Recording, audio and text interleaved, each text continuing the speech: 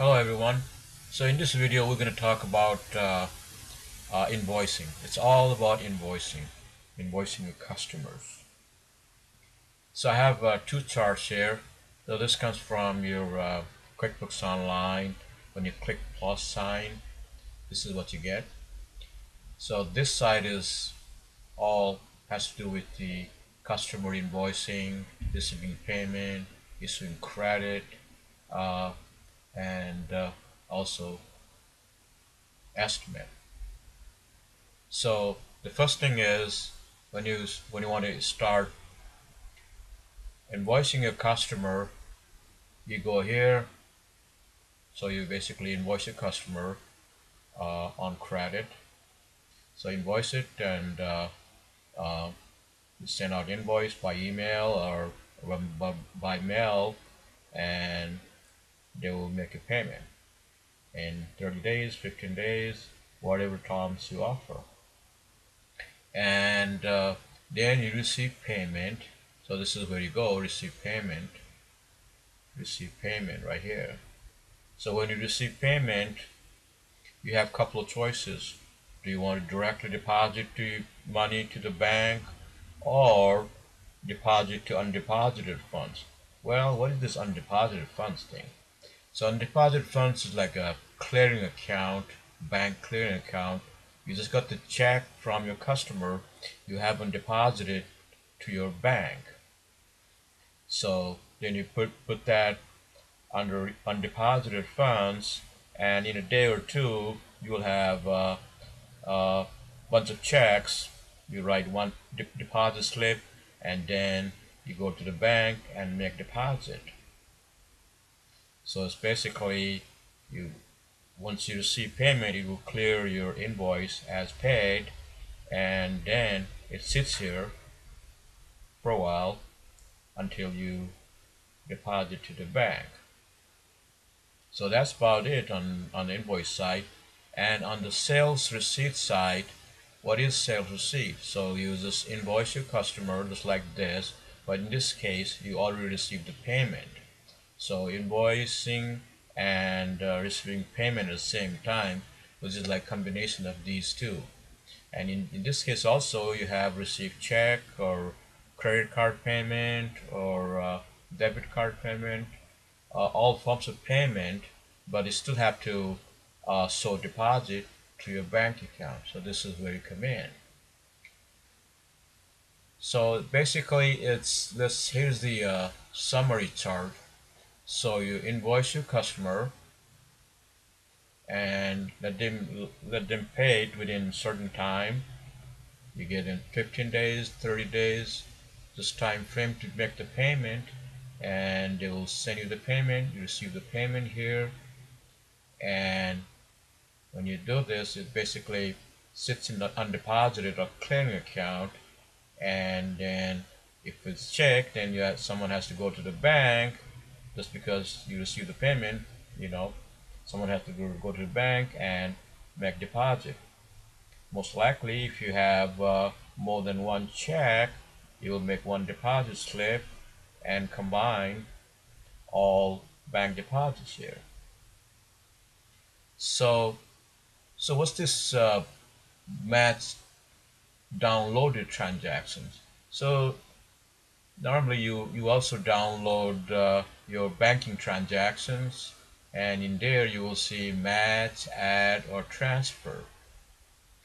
So since you've already invoiced, received payment, and bank deposit, you don't want to add anything. You just want to match the total deposit to whatever you have in here. So when you reach at this point on bank downloaded transactions, all you need to do is match. Don't add. If you add it, then you'll have duplicate income. You'll be recording income twice. That's not good. So basically, if you are downloading, don't add, just match. The match amount should be the same as the amount you are depositing from here. So we'll go to that a little later on. You will see what we're talking about here. So it's 1, 2, 3. Where do you get that 1, 2, 3? 1 is here, 2 is here, and 3 is here. That's the case on invoice. And how about sales receipt? Sales receipt, 1 is here and 2 is here, same thing. And if you have product returns and the customer paid by check, then you go in here and you see credit, and then you have to write them a check. You write them a check from here. And if it's a sales receipt, use a original sales receipt that is paid by, let's say, a credit card or something, then you come here and you see refund receipt. Okay, so that's the basic thing here. So once you learn all this, then you will know how to invoice your customer. Okay, let's go to QuickBooks Online Plus. This one is QuickBooks Online Plus. This is the latest one, Harmony, and I'm already logged in. So if I click this, you know what I'm talking about now. So here is Invoice. Just click this one.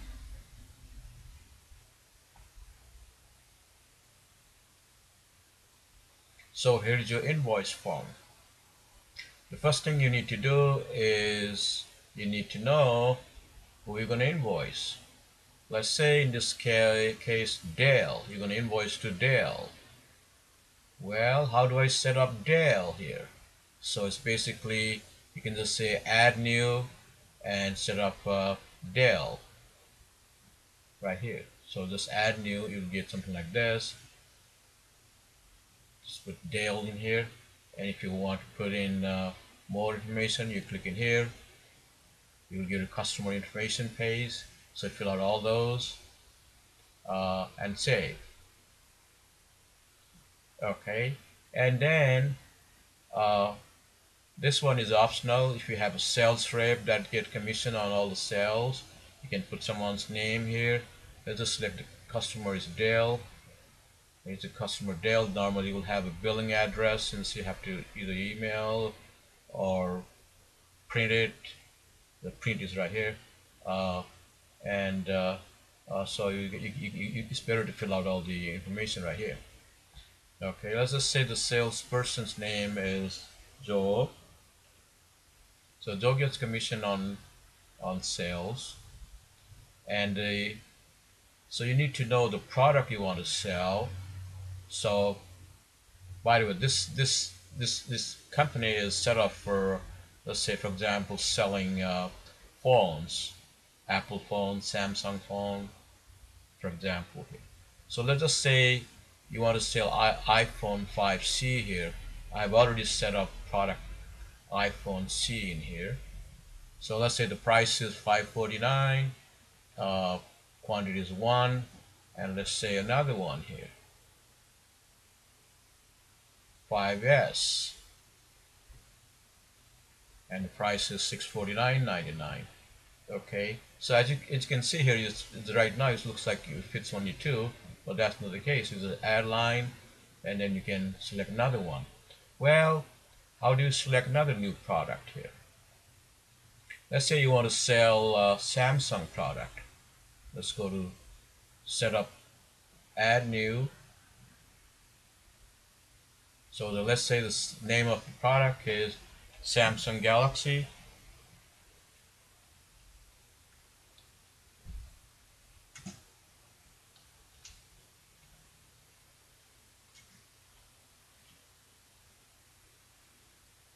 Okay, so we're gonna sell Samsung Galaxy. This is our new product line. Just paste it here. And so this is our inventory, so you have to click inventory here, right here.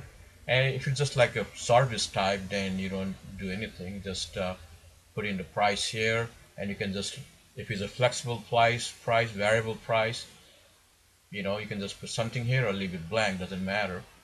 So in this case, let's say I'm going to sell this, and the initial quantity in hand is 0 because we haven't bought it yet. So Samsung Galaxy right here, and let's say that we're going to sell it for $600, $599.99. and we're gonna buy this for very good price. Let's say $439.99. So we got a very good deal in here, and the income, whenever you sell this, it will go to income account, which is sales of product income right here, and then the cost of goods sold, we're going to maintain the inventory, it pulls out from here, and it will post to your cost of goods sold expense account. So if you want to set up new product and services for invoicing, this is what you do. The first is product name, and if it is has to do with selling inventory, you got to do it here. And here's a product name here, and you can just copy this and paste it here. This is when you want to place an order. This is the information you need. You may want to send out a vendor purchase order, so you don't have to type it again. It will print like exactly like this. Or if they have a special reference number, you put it in here too. So basically this is about it. So once you click it, then then you have created new product code here. See right here. Okay, but you also want to buy this inventory first. So if you want to buy it, you have to go back to your vendor place. Let's say you want to save this for a moment. Save and close. So you save the invoice and you go in here, and let's say we're going to buy some Samsung Galaxy S4 from Samsung. There's no Samsung in here. Just add Samsung in here as a vendor.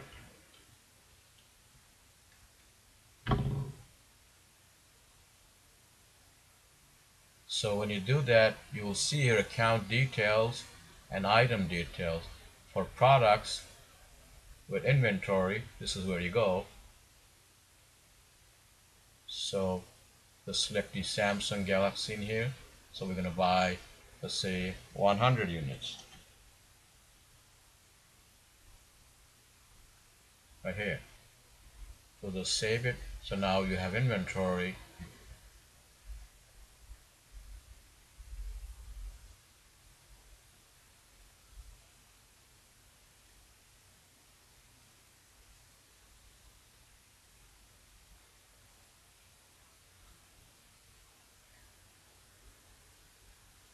So we bought Samsung phones from Samsung. Now we have enough inventory. So where to go to find that inventory? You just go in here and products and services. So you will see Samsung. We have 99 because we already cut invoice for one. So we got 99 here, right here. Okay, so go back to invoicing again. So I just wanted to give you how to add product and services, so you know how to add product and services here. Product and services doesn't have to be inventory all the time. It could be just service, flat fee. It could be just service like sales right here. You can put any amount you want, or product if you're selling inventory. And if you want to sell inventory, you got to have QuickBooks Plus, QuickBooks Online Plus. If you have Essentials, you will need to upgrade your subscription to Plus. Okay, so we already cut one invoice. Let's create another one. So this one is for Dow. Let's sell another one. So Apple phone, Apple 5C, and Samsung in one invoice, like this. So this is the net 30, the invoicing date is here, and due date is here. And here's the invoice number.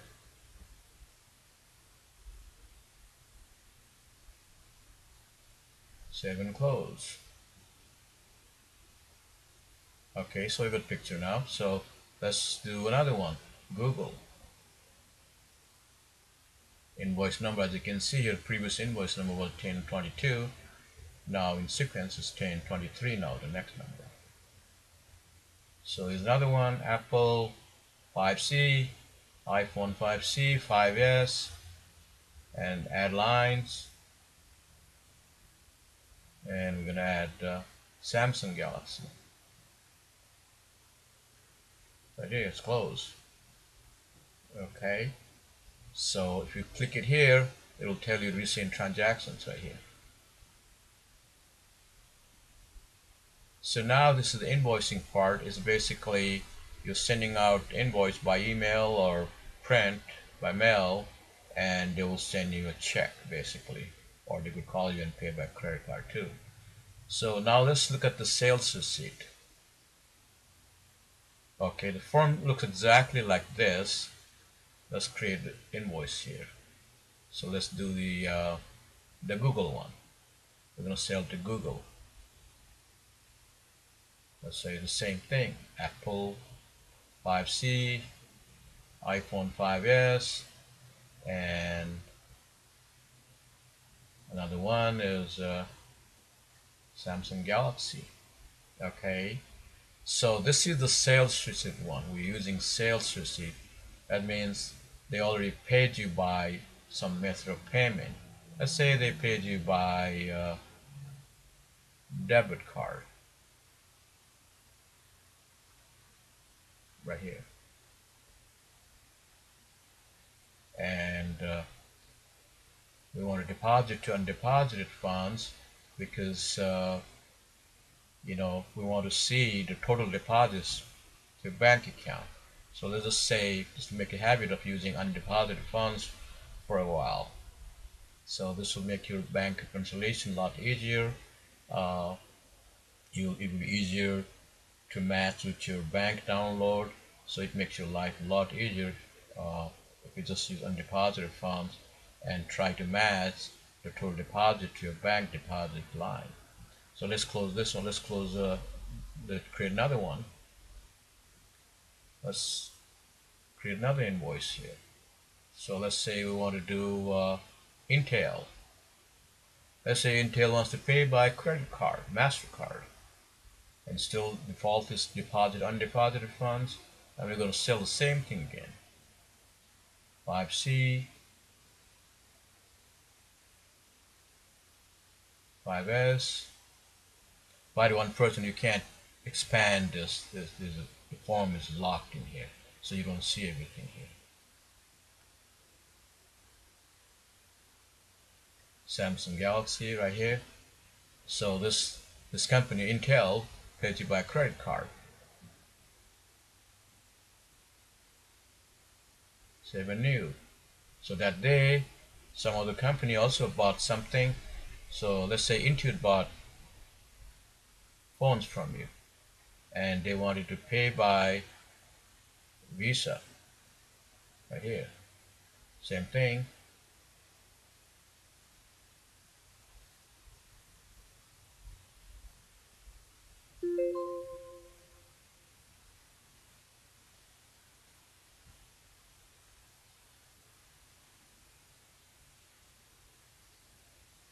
Remember, in this case, Intuit wants to pay by Visa card.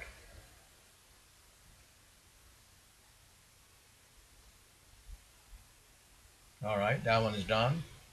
Let's create another one. Let's say it's sold to Mark. So as you notice, we're selling phones to big companies only. So let's say Mark wants to pay you by PayPal. Right here, the PayPal.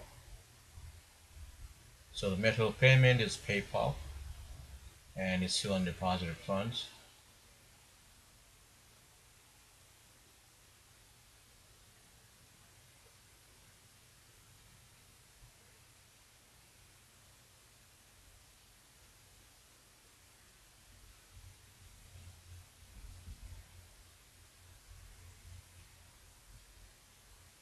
Right here.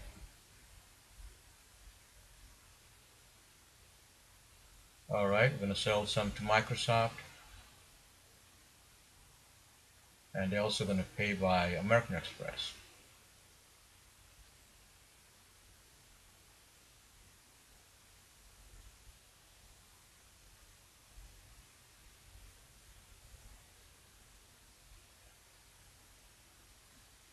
So later on you will understand why we're doing so many invoices here, for example.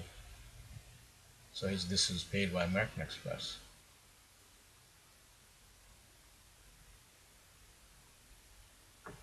Let's do another one. So this time we're going to sell to Qualcomm. Payment method is PayPal. Product service, the same thing.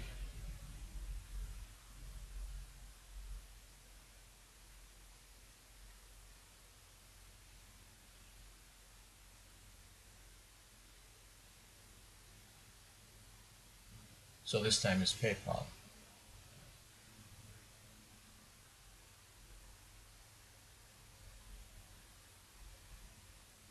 Okay, and then let's say you started your business selling phones on Amazon website.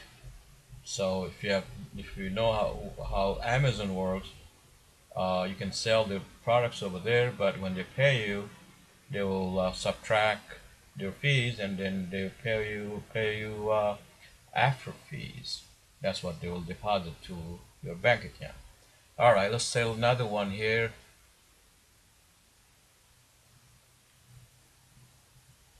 So for Amazon, you may not need customer information. Depends how you want to set up. Let's just say this one, Jimmy Smith bought it from Amazon website.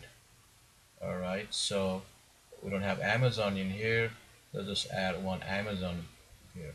Amazon is not a payment method. Basically, it'll deposit the money to your bank account. Let's just create one here for reference here.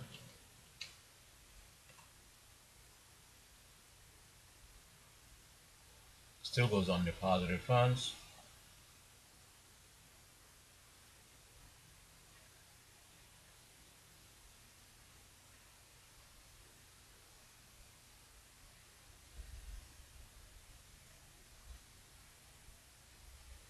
Alright, so this should be enough to cover, move on to the next stage now.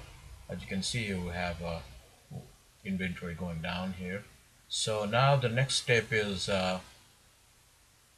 receive payment. Let's click this one. Okay, so the receive payment. Let's see this one is Dell. We send them invoice, and they send you a check. So let's say the payment method is check right here. Let's click this one, and they pay the full amount, $17.99.97. If they made less payment, then you just change it here. You can change it here. So in this case, let's say they made full payment, and the amount to credit is 0, and the reference number is the check number.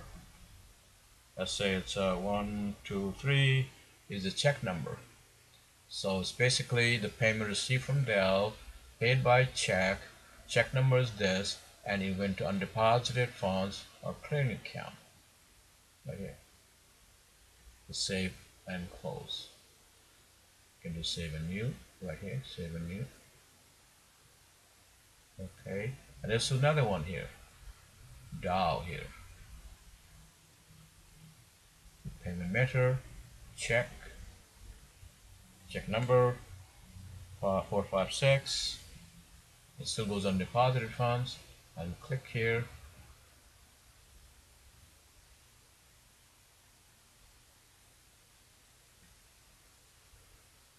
See payment.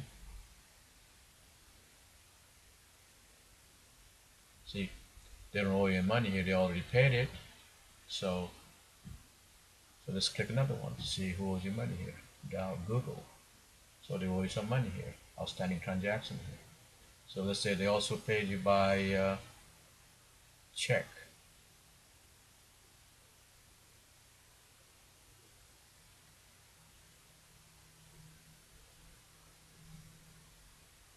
Check right here.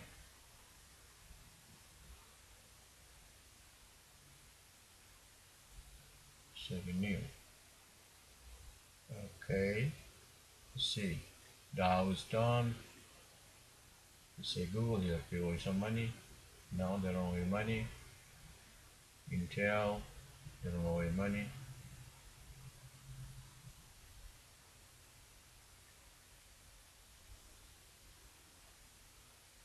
Intuit, they already paid. Let's say Jimmy Smith.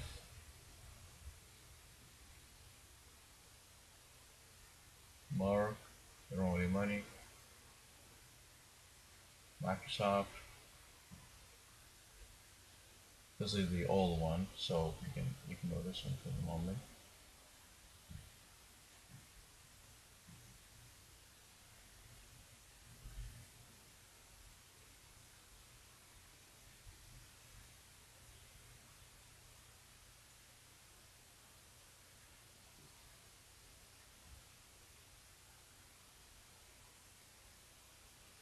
Okay, so they don't owe you money.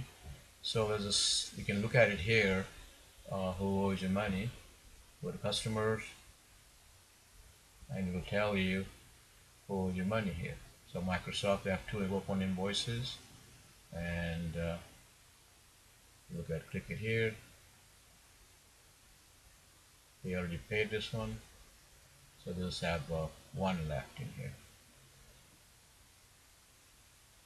Okay, so now we went through here, invoice, receipt payment, and also use sales receipt. Now it's time to deposit payments to the bank account here. So here's the bank deposit. As you can see here, all this, it went from sales to receive payment, or from sales directly to undeposited fund account. So these are all sitting undeposited funds, and you want to transfer to your bank deposit accounts. Okay, so let's just select the payment method here. Okay, see the Amazon, we come back to that one. The American Express, normally American Express, they will directly deposit to your bank account, and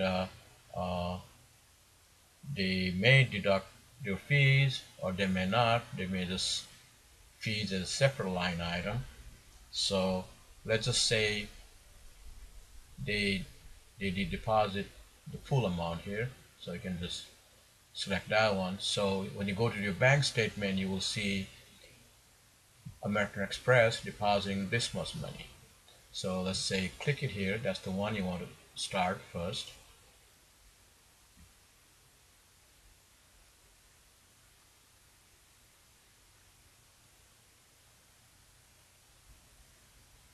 So in your bank account, you will see this much. So basically is you want to match with your bank deposit amount in your statement. So this is what you see in your statement. So that's your first payment. It's a separate payment.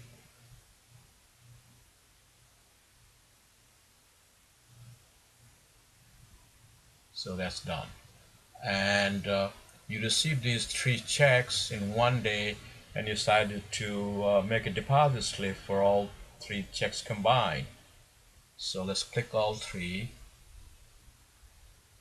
So in your bank statement, you should see 5399.91. That's your deposit slip. Right here, total deposit slip is that much. So you select that one. So three checks, you went to the bank and wrote just one deposit slip, and your bank statement, you will see 5399.91. So it should match. This number should match with your bank deposit amount. So let's close this, save and new. Okay, so that one is done. So now the debit card, the Google page about debit card. So it's debit card, it's basically they will deposit the same amount right there to your bank account. So just say save and new, the same amount you see in your bank statement.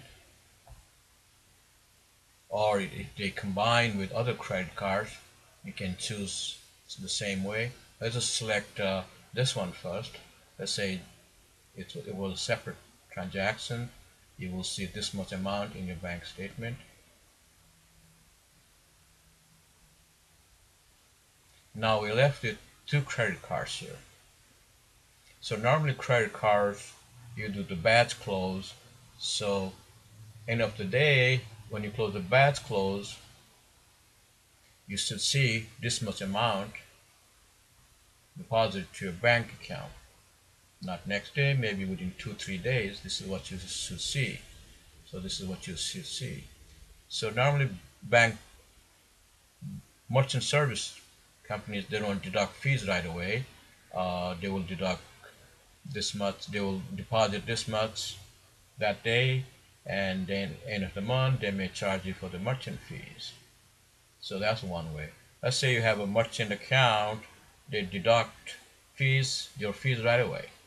And let's say your fees is about $100.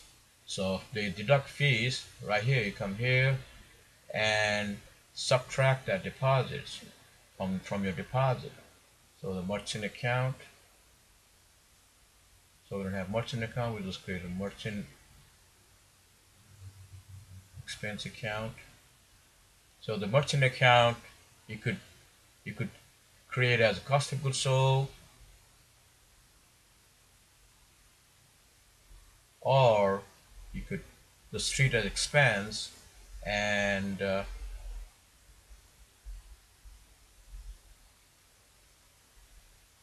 just like bank fees, you can just create as expense right here, bank charges, and you can just say merchant fees.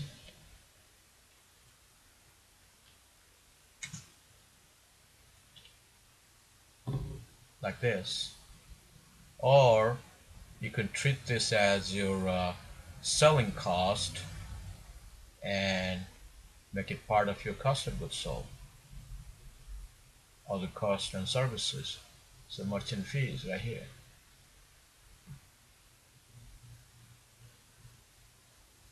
Merchant fees. And if you have sales, you will have merchant fees. If you don't have sales, there's no merchant fees. So it's like your cost of sales. So I personally like it should be treated as cost of sales. So either way, if you can treat expense as overhead or merchant fees as cost of sales. Either way that'll work. But if you are very sensitive to how much it's really costing you selling this product, it's better to put it right here as merchant fees. Alright, let's save it here. And let's say this one for $3,600. Let's say it's about $100 fees. So you just put the negative amount here. So in your bank statement, or when you log into your bank account, you will see this much money deposited to your account.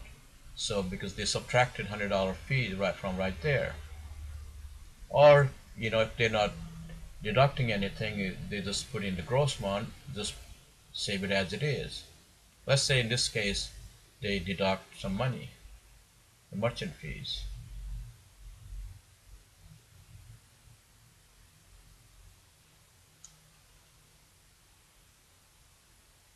And it says $100.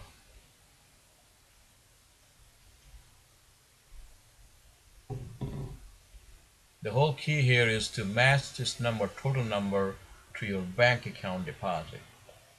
That's the only way you can match when you do the bank fees.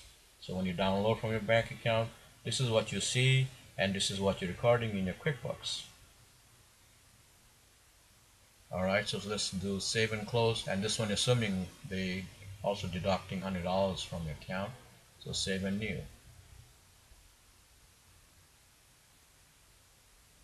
Now we are left with PayPal. PayPal is also same thing. They deduct fee, and then they will deposit to your PayPal account. Let's say that's what they did here. And in this case, let's say you want to treat PayPal as your bank account. So you select the PayPal account here, right here.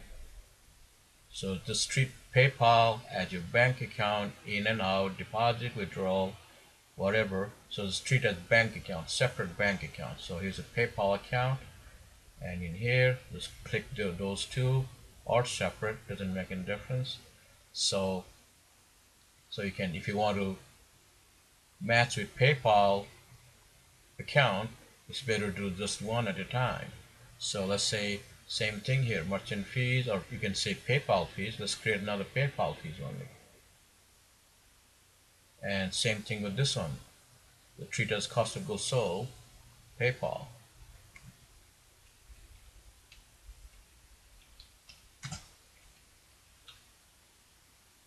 PayPal fees right here.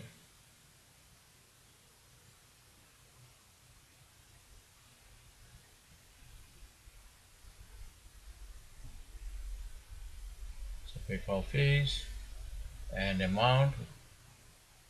Let's say for they charge like let's say $50.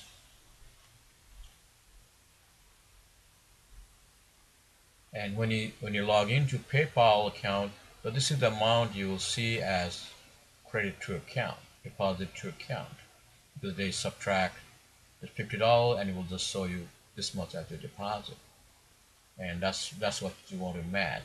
So here's this PayPal one, and remember you have created PayPal account and deposited fund payment to this PayPal account, and you're treating it as a separate bank account. It works better that way, and from there, of course, you will transfer to your banking checking account. So let's save this, save a new. We'll do the same thing in here, PayPal, and the account is PayPal fees.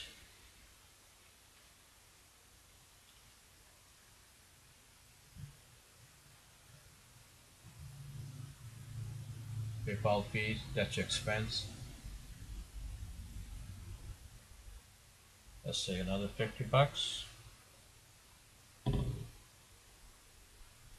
And this is what you see in your PayPal account. So it's a gross minus your fees, and this is the amount you see in PayPal account.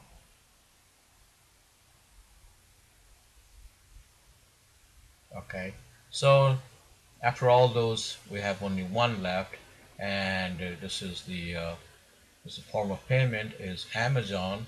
So whenever Amazon makes payment, basically they will just deposit to your bank account, your checking account, whatever account you choose. All right, so here's the one. So Amazon, same thing. It's basically they will deduct their fees. So let's say we want to create another Amazon account, Amazon fees. So we don't have Amazon account, so add Amazon fees, same thing. We'll treat as Amazon fees as cost of sales.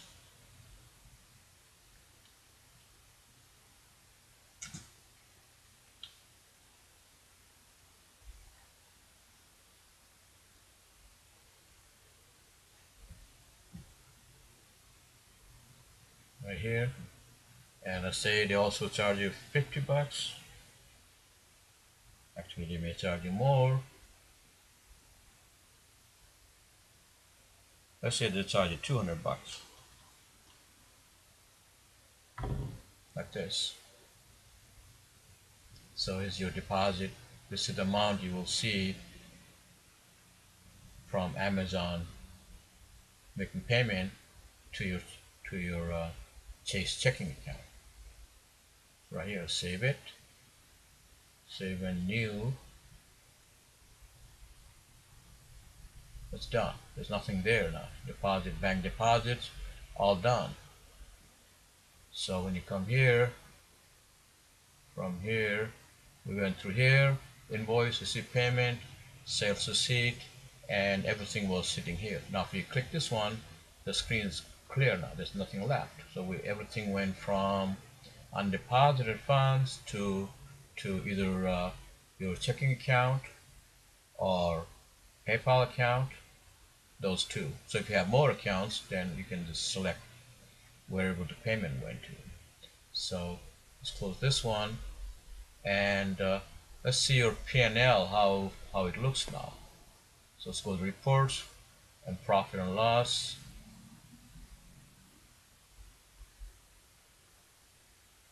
Right here, so you'll see like let's just do this month only.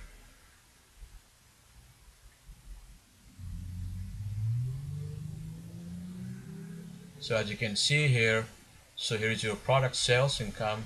So Amazon fees right here, and the cost of goods sold, that's the selling your products, the phones, that's what you paid, your actual first in price, and then the merchant fees and the PayPal fees right here. The merchant fees, basically they haven't billed you yet, so once you bill it, it will show up in here. So that's on the income side, profit and loss side. Now what's left from this chart here? We went through this, and this. So let's say some company just wanted to return the cell phone you sold. Let's say Dell just returned one cell phone. You don't like it. So you just issue create a memo. Go in here. So the create a memo. You originally issued invoice, and you just issue create a memo here. They paid by check. They want money back by check. So Dell product is, let's say, 5C right here. So save and new. So create memo, save. So now you owe them some money. So how do you pay it back now? So you just have to write a check. Go to vendors, click plus sign here, go to check, and you select your, in this case, it's not vendor, you want to pay to Dell, right here. So the account is what? It's accounts receivable. See right here, accounts receivable. Dell is your customer, and you should credit memo, so it's sitting in here as part of accounts receivable.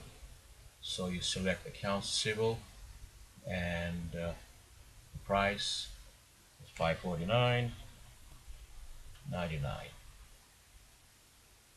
So here's your check number.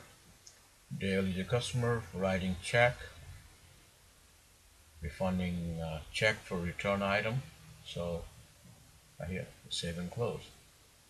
It's done. So what if someone pays you by credit card and you create a sales receipt? You just go in here and refund receipt. Let's say someone paid by credit card right here, and you want to refund by your PayPal. Let's say they want to issue credit your PayPal account, so you can do that, or just the by checking account, debit card. So let's do PayPal.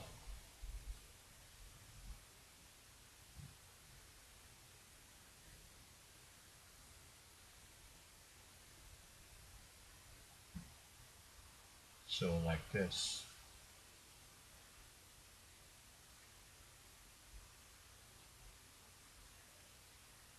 So save and close.